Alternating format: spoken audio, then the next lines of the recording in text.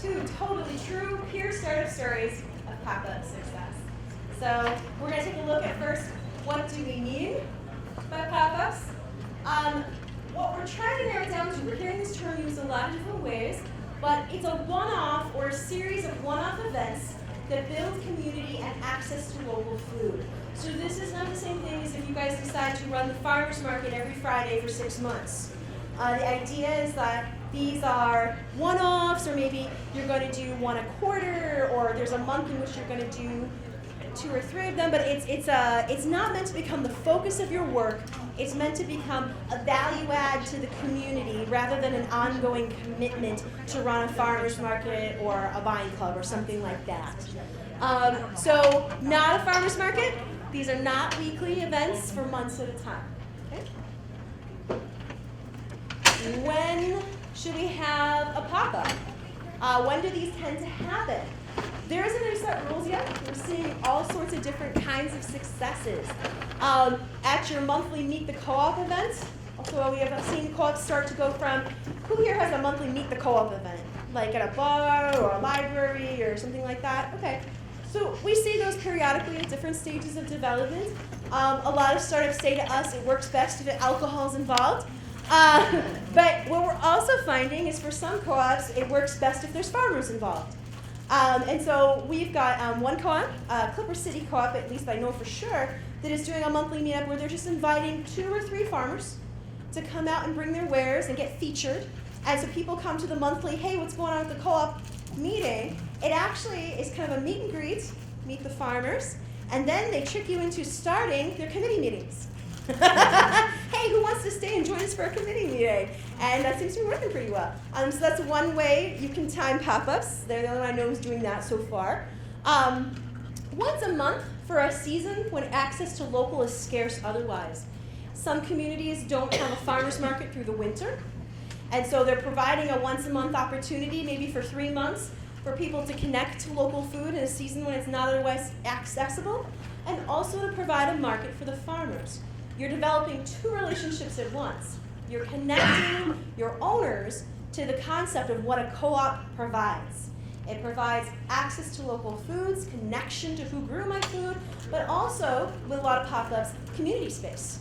A place where everybody just kind of hangs out and the kids run around and people talk to the farmers, and maybe there's even live local music. And you feel like you can linger for a little while. So you create community space and you create connection to farmers. And farmers see that you can bring customers out and start to get to know you and trust you and build a little bit of relationship.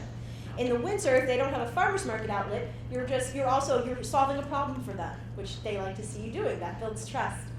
Another one, around big food holidays, like Thanksgiving.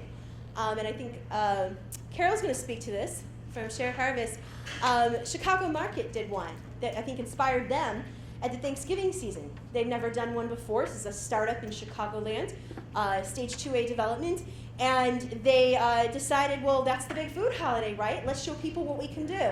Because Chicago is kind of a foodie town. There's access to a lot of good food. So how do we really show off we're going to do something different? They got local turkey farmer, they got local roots and bread and everything you can think of for a Thanksgiving feast. And they did a pop-up right before Thanksgiving. And it was a phenomenal success, even though they had horrible weather. People came out to get that amazing food. And so for them, the holiday was a connection. All different ways this can work. Some startups like to just do one a quarter, just to kind of keep it kind of moving. We do a spring one, then we'll do a summer one, we'll do a fall one. So there's lots of different ways we can schedule these. We haven't seen just one thing work. Actually, we've seen lots of different things work. I have yet to actually find the one that didn't seem to work. I'm sure it's out there, but we're seeing a lot of success. What are their benefits? Their challenges? I'm not the one to answer that. I haven't had to run one. We're going to talk to some of your peers who have actually run a couple of these. We're going to talk to you about their real life experiences, both the good and the bad, and what they would do again and what they wouldn't. So the first person I'm going to invite up today is going to be Carol from Shared Harvest, and she's going to talk to you about her experience.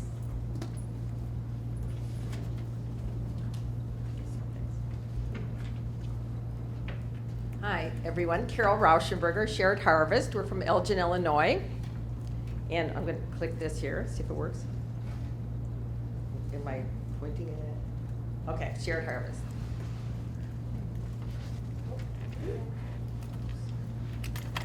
Okay, so I was going to talk about our inspiration for our pop-up, the nuts and bolts, the things we put together, the lessons we learned, and we did learn, and the evolution of our pop-up.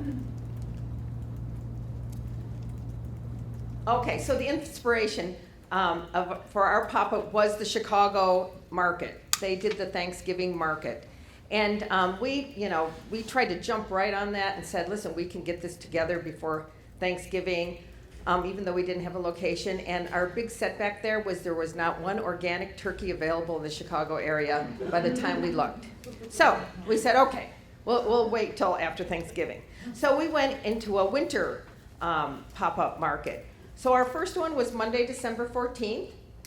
So we thought, okay, we're after Thanksgiving, but before Christmas.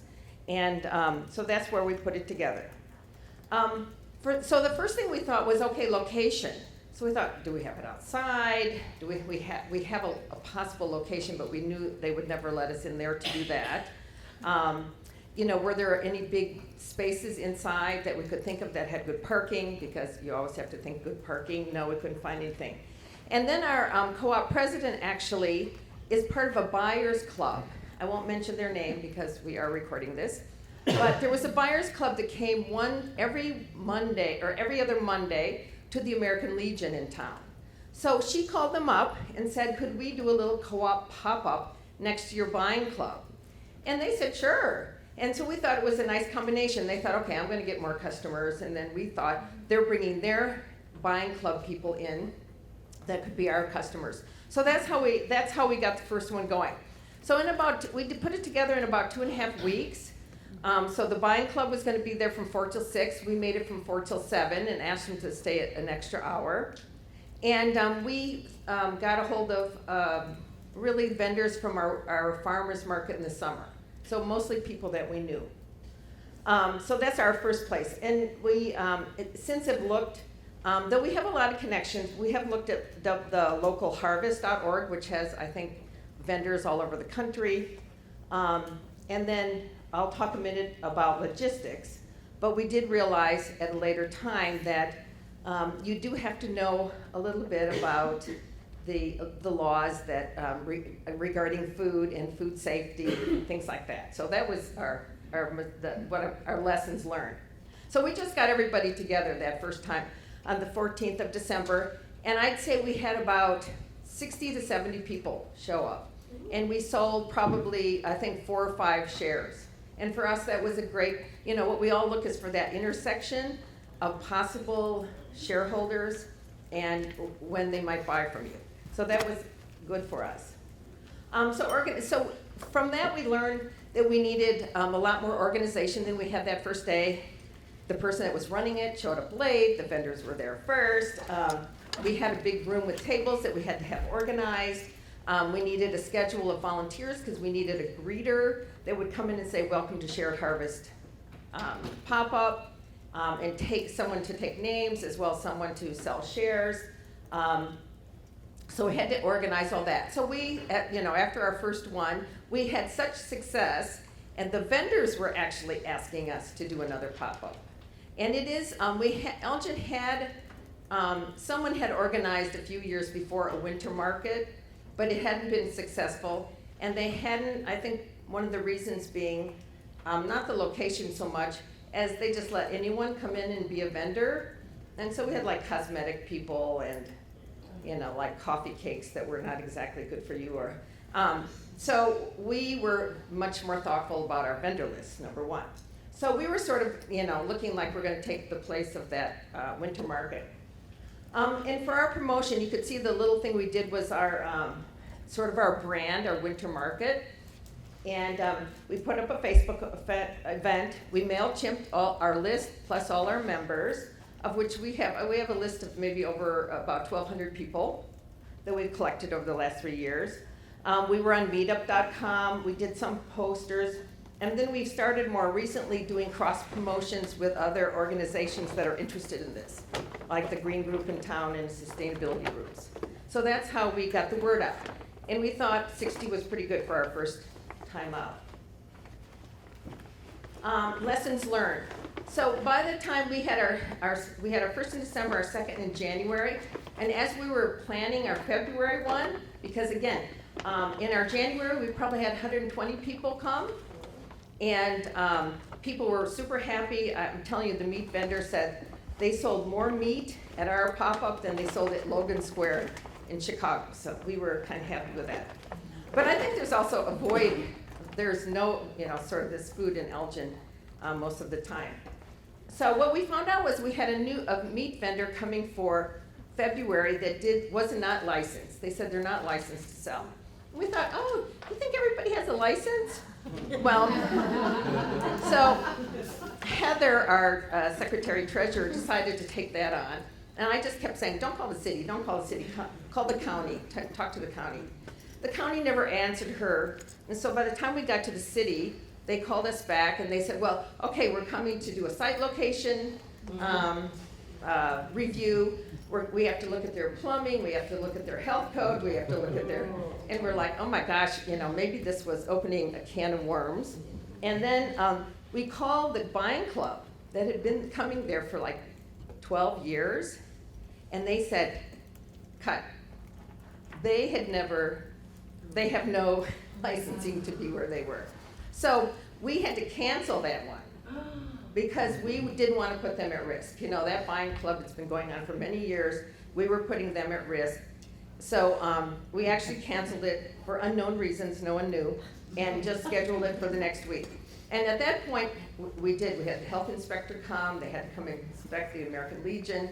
They came in and everyone, so here's the interesting part. So everyone had there's it's actually a Kane County level, so a county level health certificate, except the one guy that runs the winter market in the next town. He runs the winter market in the next town and he doesn't have a food permit. So I think it's a kind of a patchwork about who actually ever registers. And we did find out if it had been a private event and we'd only asked members of Shared Harvest, we could have done what we wanted. It was a private event. But because we did make it to the public, which we needed to do, because we needed to do on our behalf to get new members. So we learned. So now we have an application. We have everybody's information, and the Elgin City Health Inspector is coming next, in a week when we're having our next one to check everyone. So that's, I guess, the homework you should do in advance. The other thing is we made clear and consistent responsibilities to our own board members and volunteers. You have to be there on time. You have to set up the tables. You have to greet people. You have to stay in your station. We said we were like a soccer team. Everybody moved around when they weren't supposed to out of their zone, right? So you were supposed to be greeting at the door, but no, they were over there talking to the farmers. So we've done that, and we put a process in place because, as I'll say, we've kind of evolved. So this is going to be our winter pop-up now. That was our February 29th. We're moving into our spring pop-up. So we have a new visual that's going on. So it's ended up that, again, the vendors are asking us to do it again. Our owners are asking us to do it again. And I think the timing is really nice. Monday night happens to be a really good night when there are no other markets, winter markets or summer markets on Mondays in particular. Once a month is a great thing. And I think, and another added benefit to all of this is we've had people now calling us to do pop-ups. We have a church asking us if we'll come do a pop-up at their church. We've got the Visiting Nurse Association asking if we'll do a pop-up in their parking lot. We've had we're at the American Legion, we've got the VFW calling to say, will you do a pop-up of VFW? So it got really popular in Elgin. So our outcome is, and actually this is really what Jacqueline just talked about. This was for us, we saw it's a preview of what we can offer. We were very careful about the vendors, and I said to my colleagues when we were looking at vendors, we have to have the best because this is what we're representing Shared Harvest through these vendors. So we're not going to take a meat producer that no one's really sure of, or that they're gonna, have vegetables that are coming from California and they're saying they're local. So we're very careful about our vendors. We got increasing participation from our already members, and we've gotten more shares sold. And we're solidifying those vendor relationships. And then I think I just have some pictures. So it isn't a very fancy space. It's just an old American Legion, which used to be a grocery store many, many years ago. And but we made sure that we had someone that had local winter vegetables, because this is our whole point, right? It should be local. And just one more comment. You see the nun there. So some of you in the Chicago area, there are some French nuns from Marengo, Illinois. If you know them, they have everything's organic, and they make the best stuff.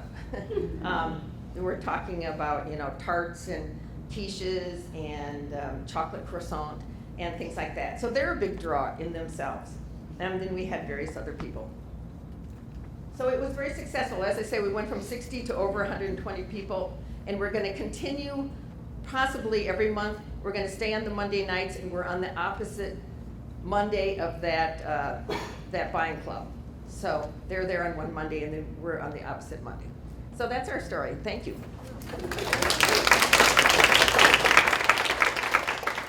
I'm going to have Carol stay up here for just a minute, and we're going to take a few questions for Carol, just a couple, and then we're going to move on to Jason, and then we'll see how many questions we can take at the end. So I heard one back here right away. How do you get local produce in that part of the world in the winter? Okay, so the question was, how do we get local produce in Elgin, Illinois in winter? Well, our number one big draw is the microgreen guy. We have in West Chicago, he grows these fabulous microgreens. We have someone that's doing hydroponic lettuce, and we also had, as you saw, root vegetables.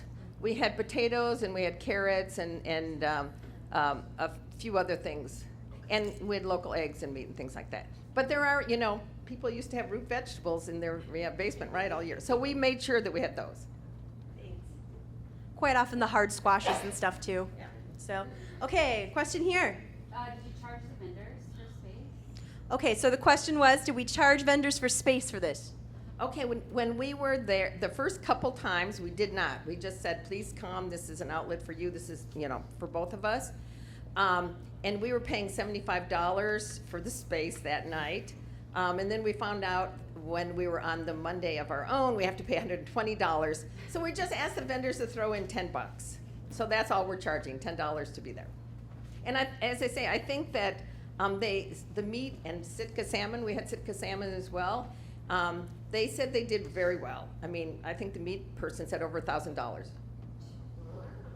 Wow. All right, was there another question?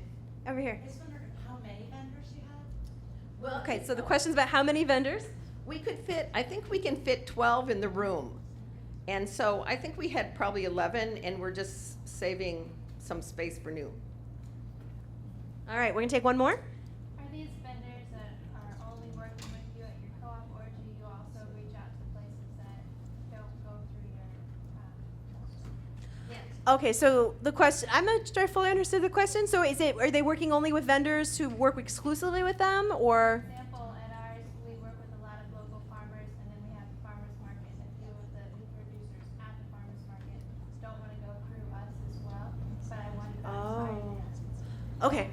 Yeah, well, you know what, we haven't made, since our store's not open, we're a little ways from that, we haven't made, we're kind of building the relationships. It's not 100% that they would sell at a discount to us, so at a wholesale to us, but they are the kind of vendors we would like to have. But yeah, we don't have any, contracts or anything with them. But we have talked to all of them about the idea, but nothing concrete. One thing you may find as you make that transition is there are farmers that do not want to wholesale. They want that direct sale experience. So some of them will carry over, but regardless, you're building really goodwill in the farming community that you're trustworthy. So we have a couple more room for one or two more questions? Yeah? What did the health department say about the types of things that the vendors were bringing to sell? Was there any mention of that, or did did you have to worry about that? Like somebody was bringing eggs, but maybe they weren't, certified or whatever. Okay. I mean, was that gonna be an issue, did they say? Well, we do have one that was new the last time. This was the issue that came in. We had a meat and part of their farm also did eggs. And so that was gonna be issue, but and I wasn't there at the time, but they did come in and give her an okay to sell the eggs. And they are organic eggs. I will tell you, there's another, one vendors that sometimes sells eggs under the table. But this, the other egg person was, they applied and they're okay. And then they, you must know this, vegetable vendors don't have to have a license. And, and then they just, the inspector just kind of looked at, is it on ice, do they have a refrigeration, and that kind of thing. Okay, great. Just, health department rules can be very different in every city and every county. Some are very, I'm so lenient, some are really stringent. But fruits and vegetables, as long as they're not cut, are always okay, and they actually don't have to be refrigerated. So your issues are gonna come in around prepared foods, meats, cheeses, eggs, that sort of thing, but not around fruits and vegetables if they're whole. We got a couple more questions. I'm gonna take one here. Well, if you don't need a permit for vegetables, we're just in the beginning phases, and what about gardeners, urban farmers, and gardeners in the town? If they have an abundance, can they sell in your co-op? In the co-op or at the pop-up? Both, actually. I mean, Okay. probably the pop-up, yes, Mhm. but could they eventually be in the co-op? So I'm gonna speak to that one because that's after you're open. And then I'll tell you talk to about it at a pop-up level. So the question is, if you have like an urban gardener who has a lot of excess, can they bring it to your store and sell once you're a food co-op? That doesn't work very well most of the time, and the reason is because a lot of times they don't know how to clean and package the level your staff is ready for. They have a very small amount, and your farmers who are relying on you, who will come to base their business around you, do not love when you take tomatoes. Take 20 pounds of tomatoes from someone when you have a contract to do 500 pounds of local tomatoes from them. And people are used to getting their local tomatoes from Blue Moon Farms at your store, and then maybe they buy this one and they think it's Blue Moon because it's local and the quality is not as good. So the farmers don't necessarily appreciate that because they're relying on those professional relationships and their quality is their name. So I've seen it done. I know my co-op still takes sunchokes from local gardeners because it's, have you ever heard of an obscure root vegetable, Jerusalem artichoke, because no farmer wants to do it. So there's places. But it's hard for them to do the quality, the volume, and to not disrupt farmer relationships who are relying on you. Pop-up wise, Yeah, maybe we could do it. It's not a time when anyone's growing anything in Illinois, so we haven't come across that, but we'll think about it. got time for one more here. Okay, I've been ready for your parent for a while. What does the vendor application look like that you created? Where did you get your requirements from? And did you consult with to make sure you had everything on there that you needed?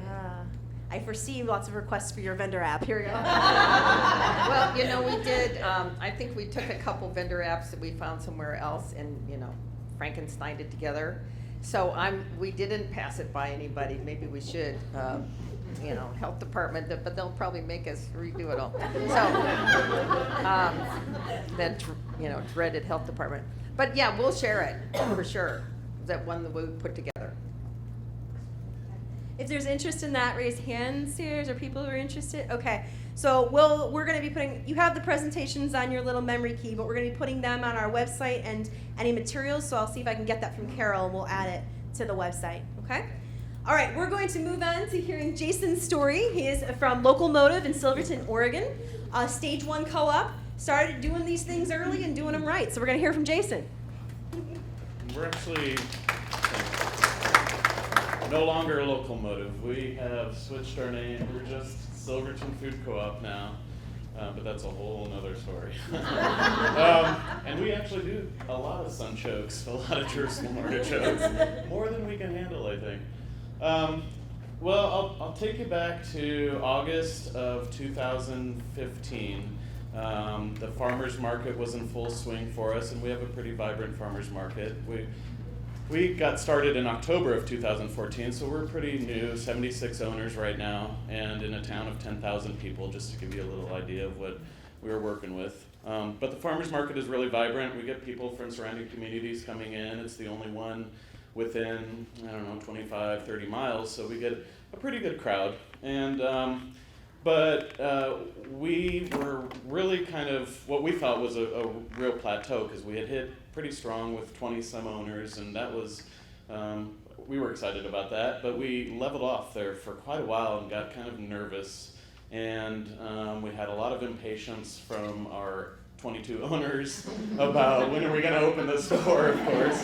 And so we tried to come up with some brainstorms of what we could do to, get people engaged and try to increase our ownership and that kind of thing. And we had tried the potluck and had one not so bad one and one where absolutely nobody came. And we tried the going to the bar and hanging out and chatting, but nobody came. And we had a community meeting that was pretty well populated. So we knew that there was the interest there. We just had to figure out how we could tap into that and get them to show up to something.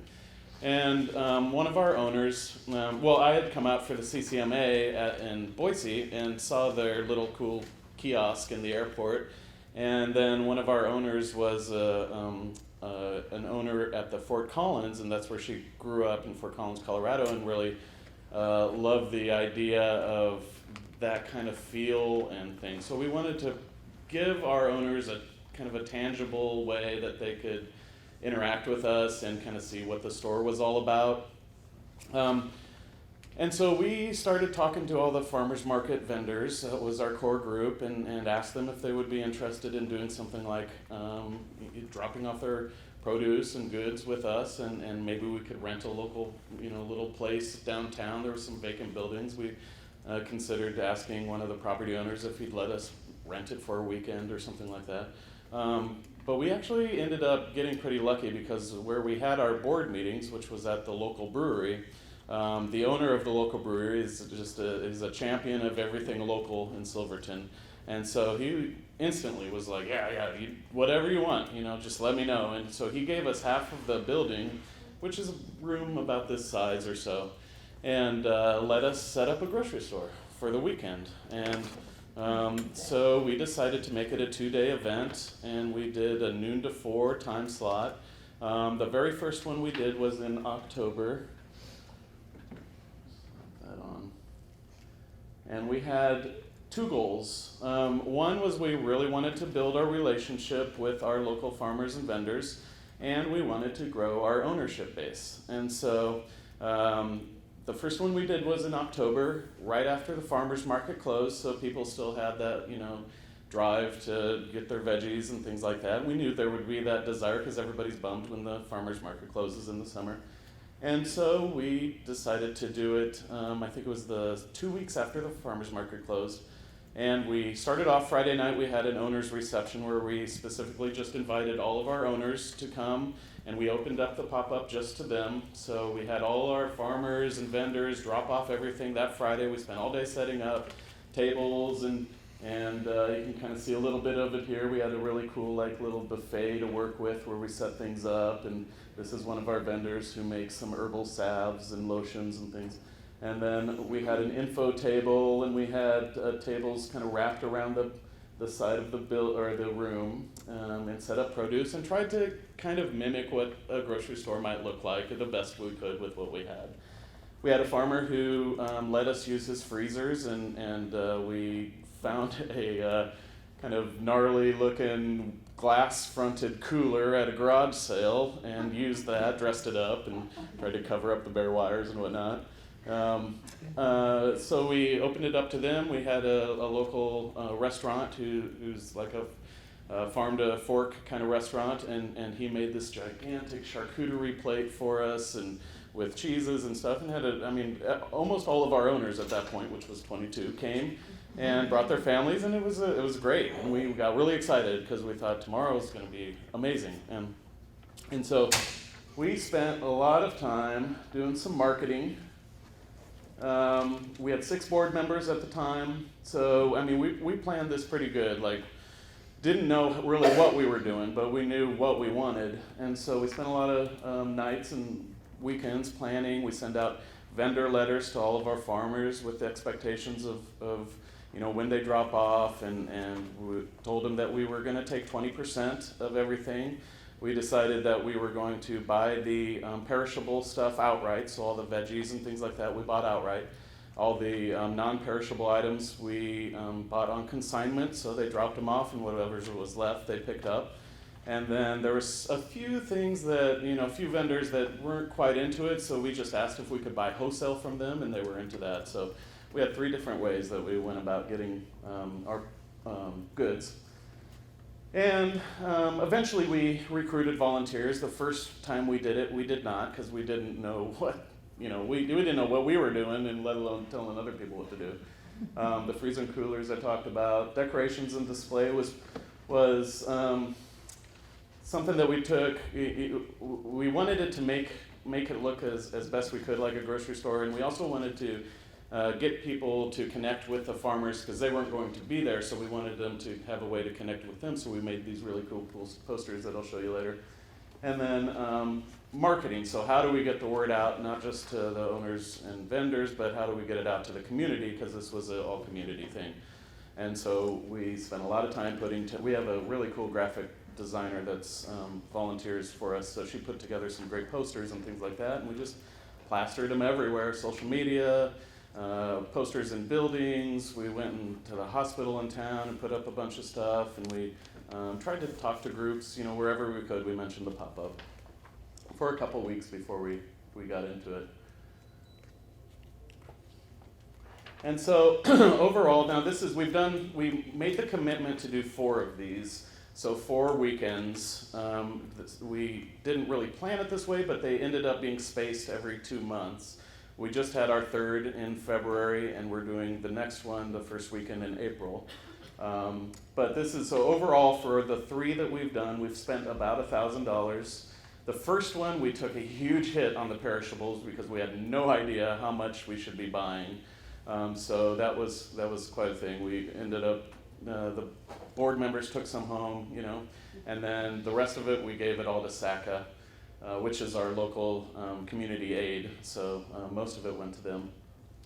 And then the fees and marketing really should be combined there, and I'm not sure how that got spread out. The fees were mainly just Square, because we got a Square account, so 2.5% of all the credit card sales, which was like most of everything. Like I'm not sure how many people would have bought as much as they did without that. So that was really nice to have. And then so the marketing was really the big hit, because we learned our lesson on the perishables, and the next couple we had very, very small loss on that kind of stuff. The first one, we had a flower lady that sells flowers, cut flowers at our farmer's market. And so we weren't real specific in what we wanted from her, so she bought in 25 pickle buckets full of flowers. We had them all around, around the whole thing. And then we knew we weren't going to sell them all, and we were just losing our butts on it. And so I think it was 2 hours before the end of the last day, we had 50% off flowers, and we're giving them away to people in the restaurant, because the really cool thing was the pop-up room is right adjacent to the restaurant portion of the brewery. So we had a really cool synergistic relationship with them, where people would come in and eat at the brewery and wonder what's going on in the other room, and so they'd come in and shop, and vice versa. People that would come just specifically for the pop-up would stop and have a beer and a bite to eat at the restaurant. So the owner, he loved that. He still loves that relationship. He wants everything that we do related to the pop-up or the co-op to happen at his place, which is great. That's what we need. You need somebody like that. And he doesn't charge us a dime, so it's a really huge thing. We wanted to make it fun, so we had music. We had a local guy that played guitar kind of off in the corner, acoustic guitar, which was nice. And then we had refreshments. We offered, we have, one of our board members has a food handling license, which you need in Oregon, so we had samples and things like that. We had a lady who farmed rabbits, so we had her making rabbit salad and handing that out. Nobody bought any rabbits except for the board, because we all felt bad that she didn't sell any rabbits. I still have it in my freezer. But and then miscellaneous, some like extension cord or those kind of things that kind of came along as we were doing it. That was mainly our costs on that. And so here's what we put together for marketing our posters, and you can see that we had door prizes going on, so we actually solicited some local businesses around the area.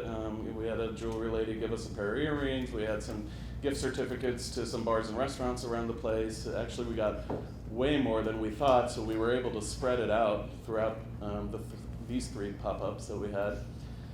And we plastered these pretty much everywhere around town, even in the grocery stores, which was interesting because they get ripped down and then I pop back in there and put one on. So, yeah, but they turned out really great, and we almost created our own brand with this pop-up thing. Like, people would recognize the pop-up brand before they almost recognized our former little logo down here. And then the other thing that was really, really successful is that we made these farmer and vendor profiles. And so we actually went out, took pictures of all the farmers, and then we had them write a bio, or if they weren't comfortable with that, we crafted our own based on our little interview with them. And then we had that all around, we just put those all around. In fact, we use them at every event that we go to. We put those around the room. And those are just a really great way for people to connect with the farmers, even though they're not there, but to read their story and to see their face and kind of know where the farm is. One thing that we'd love to do is put a map up as well that kind of has where those farms are located around our area. We're going to do that next. But so you can see that as people walk around and see what we have available, they're also looking up and reading these things. And we've got a lot of great comments and feedback about those as being something that made them actually want to buy some of those products, knowing that where they were in location to them and who, and it's like, oh, I know them. I didn't know that they sold wild rice or whatever.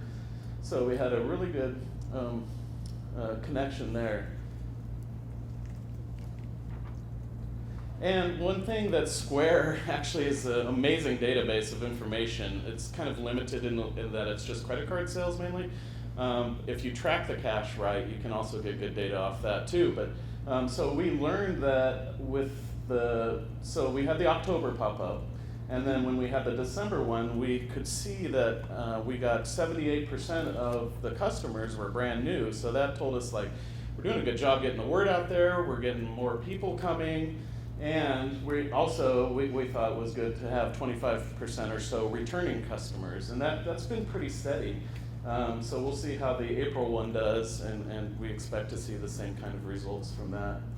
So really encouraged by that. Does that mean that you had more customers with each pop-up? That's the one thing we didn't really keep track of that well. It tracks the number of sales, but it doesn't track the number of customers. So we didn't have somebody at the door counting customers, which we are going to do in April. It's one thing that we wish we really would have done. So the sales were pretty steady. So you can see that even the February one was light. We kind of expected that, being not a lot of produce available and things like that. And we had a bread baker, which was like, man, that guy, he brought in a basket of fresh baked bread, and it was just like people would follow him. And before he even set the basket down, that bread would be gone. But he didn't show up in February, and that was kind of a bummer. But so we really did some roughly 3,500 to 4,000 or so of gross sales, and I profit, whatever that is mainly goes back into it's kind of our slush fund for marketing and things like that, which is really nice because it's allowed us not to have to tap into our share money. So that's really good. But it's been pretty consistent, and I think April is going to be a really good one because there's a lot of produce available. The farmers and vendors are expecting it, so they've been almost gearing up for it. And we've attracted new vendors that are interested. We've got a lady who grows kiwis outside of the area, which is like kiwis grow in Oregon. So we're getting all these people that are like, hey, can I sell at the pop-up? And can I sell at the pop-up? We don't have a vendor application or anything like that. We've done most of the soliciting it's mainly they'll come in and say, hey, this is what I have available. Somebody might go out and look at the farm just to make sure, and then if it's meat or anything like that, it has to be USDA processed. But even canned goods, like Oregon has a law, and I'm not sure if it's the same everywhere, but they just recently passed it where you can sell jams and jellies and homemade pickles and things like that without having to worry about some sort of health code licensing or whatever. So all in all, based on our goals, we are continually growing our vendor connections and building those relationships. And we gained 32 new owners just over those 3 pop-ups. So we had it set up where the checkout kind of aisle, I guess you could say, was we had a cash register with the square and stuff, and we had somebody in the middle on the scale and bagging produce and things like that. And then we had somebody down here at the end with all of our info stuff and our member applications. And so every single person that was in line got a good earful about why we're doing this and the importance of having owners. And if you want this to continue like this, it's great, but we could build a grocery store and do this every single day, And so I'd call it a success. Yeah. So did you build your member owner base up to 32, or you? No, that's 32 additional ones. From these Yeah, pop-ups? just from the pop-ups. So we saw a great surge in that, and our Facebook likes, if that's any indication of anything, really grew. So that was great. The word got out. A lot of more people that probably never would have engaged with the co-op before through the restaurant part of things. Also, we saw a lot of new people coming in with that, or hey, my mom lives in Silverton. I ought to tell her about this. That kind of thing. So, yeah. How much your gross versus your net? Is that like marketing materials and purchasing the products from the vendors that you Yep. buy outright from Yep. and that sort of thing? Yeah. And your square costs, the Right. fees and all that. Yeah. Yeah. I loved your graphics. Do you have, a talented board member? Or She's not a board member, but she's a volunteer. Oh. Yeah, invaluable. We sought her out. She moved from Bend, Oregon, which is about 5.5 hours away, and we heard about her through somebody else, and we were like knocking on her door right away, pretty much. And she's like, "Oh yeah," because they're trying to get their name out there too. So we tell everybody who does our work in town. Yeah, it's a pretty cool thing. Yeah. How many people are involved with organizing this? Currently there's 4 board members right now. We've shrunk a little bit. And we have, outside of that, it kind of varies from 5 or so volunteers from our owners that get involved with it, whether it's showing up on that day. So we've kind of, put a call out to volunteers, and here's our shifts that we have available, and here's how many people we need. And so they'll come and, hang out for an hour or 2, or they'll be there for delivery or takedown or something like that. Or we had somebody go out and hang up posters in local businesses, so that was helpful. Yeah. Just a suggestion or something that we've done, when you have that leftover produce, Uh-huh. you might wanna talk to a local restaurant about selling it to them.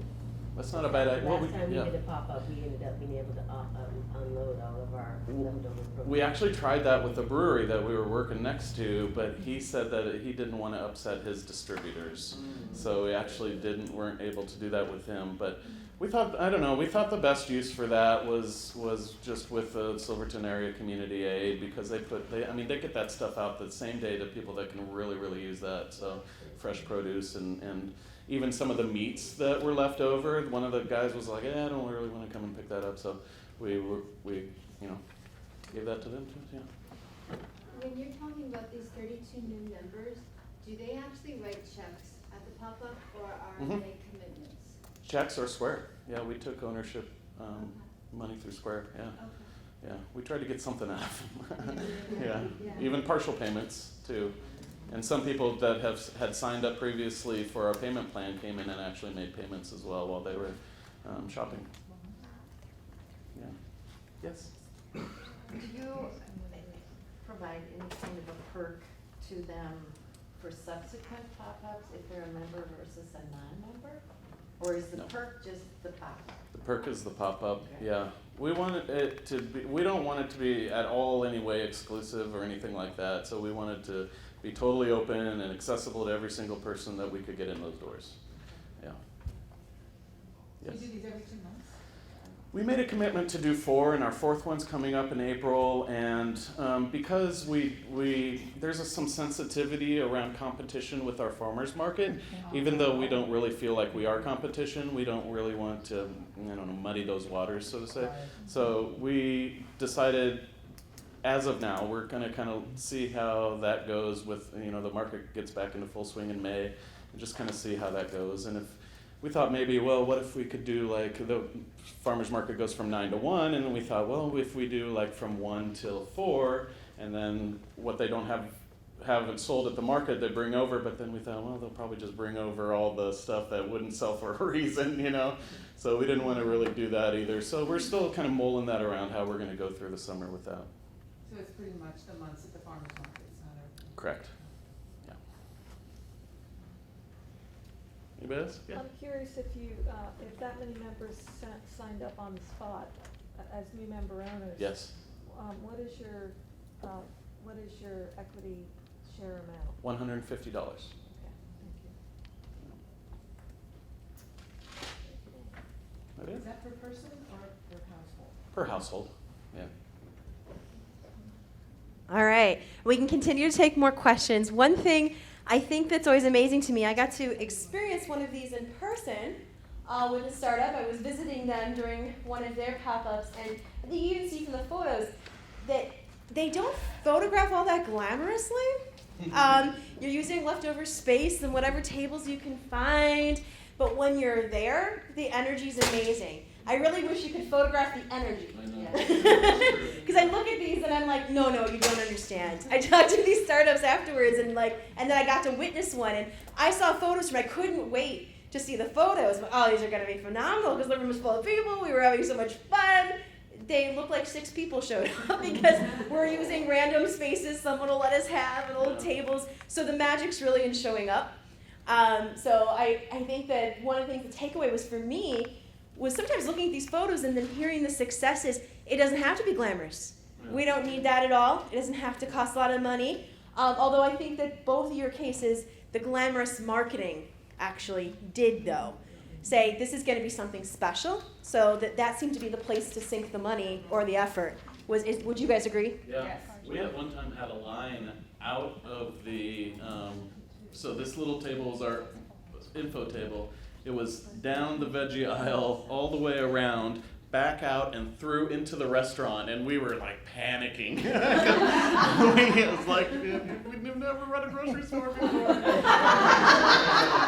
was crazy. But everybody was patient, and it really gave you a time to talk to people too, to like, while you're waiting in line, have you considered becoming an owner with us? That kind of thing. And yeah, I would say also, to Jacqueline's point, it was a community, became a community space. People came and hung around for like an hour. Yeah. And chatting about the co-op or what's new, or, did you try this vendor? And so it was really a community space where, we went and I thought, okay, I'll go for an hour and then I'll leave. Well, people were talking to me all 3.5, 4 hours. Yeah. So it was definitely a community space. And I don't know if either of you did it, but somebody recently posted that they added like a kids corner, which was really crayons and photocopies of fruit from the internet. And it was a wild success because they added taping it to the wall. That's all they had to do. Yeah. And it suddenly became a community space. One other thing that we did was we specifically invited the city council and the mayor and things like that. And actually that's one of our city council women right there. She's a big champion of ours. And we also invited some nonprofits around the area to table. We also invited the farmers if they wanted to stick around and hang out and talk about their products and things like that. They were welcome to do that. Not many people took us up on that. I think they were really happy to just be able to drop it off and pick it up later, But the nonprofits was really kind of a cool thing to engage into the community type efforts as well. So that paid off. And that's an interesting idea I hadn't heard before, but it kind of gives another taste of the co-op, because the co-op becomes when you have a physical space like that, it becomes a central repository for connecting for all of these nonprofit efforts too. What you're going to find is that part of the value of having a physical co-op is that we have a place to go find out what everyone's doing. And so you're kind of building that again. Like, we're the place to come find out what everyone's doing, by inviting the nonprofits. It's a really nice ad. Any other questions for our pop-up folks or your experiences? Some of you in the audience have done that. So I just have a comment. We're with the Westchester Food Co-op. We've done 2 pop-ups, but our pop-ups have focused more on prepared foods. So we have a chef preparing sort of a farm-to-table, local ingredient type of demonstration, and then we'll sell either goods or produce. The prepared food far outsells the goods that we're selling, and it doesn't produce a lot of member owners. So we haven't found that it's successful in reaching our goal of getting member owners, but it's a good outreach event for a lot of effort. Well, and that's the thing to keep an eye on, which I will say, I love what Jason's talking about, but I will point out, think about your model. We heard 2 different models here, both are working, but I do worry about the long-term volunteer sustainability of, we'll take your stuff and sell it for you. Wow, the farmer is getting a deal, which is awesome. I'm really glad that's working. But in a lot of cases, it's just creating the space for the vendors is enough. So I wonder if that would be a more successful model for us, is to focus more on selling the products and less on the prepared food, the chef experience.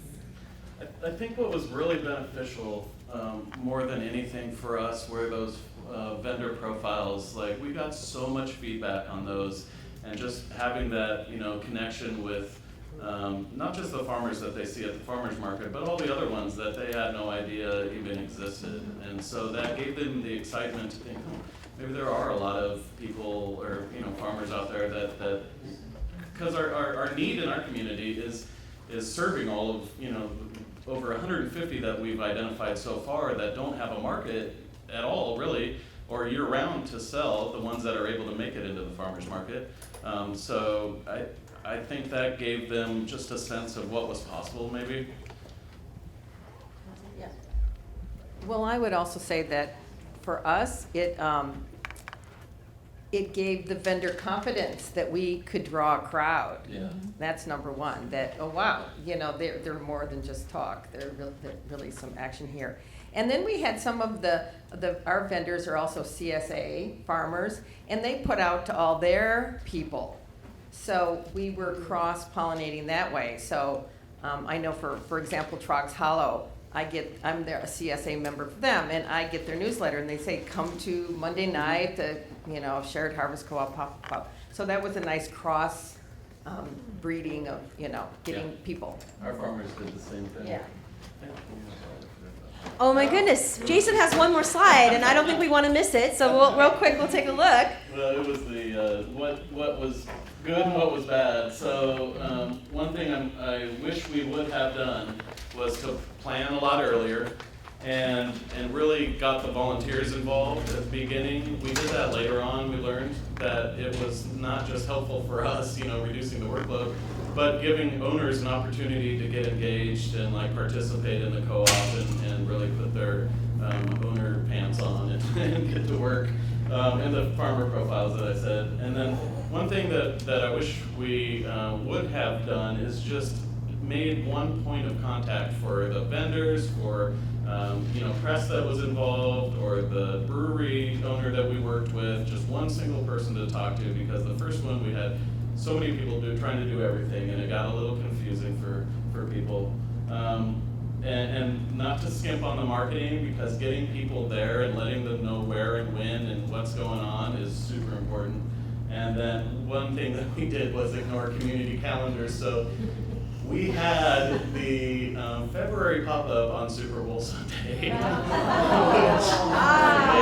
And it was like 60 degrees outside. It was a nice day.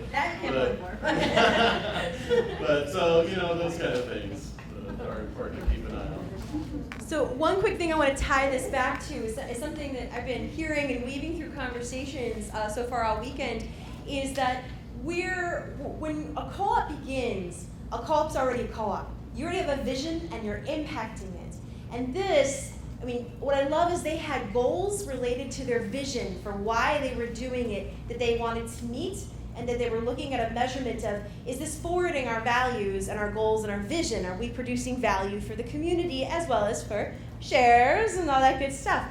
But make sure you take the opportunity, if you're going to do this, don't lose that opportunity to tell your owners about how, look what we are already making possible. Look at 12 farmers have been impacted. 33 people have joined our co-op. If we know next time, 250 people came through and met farmers. Don't lose the opportunity to tell the story about what your owners are already making possible through the magic of a little pop-up that they can come volunteer at next time. All right, any last questions? I want to thank our fabulous, fabulous panel here. Carol Rauschenberger from Shared Harvest and Jason Codner from Silverton Food Co-op. Thank you guys so much.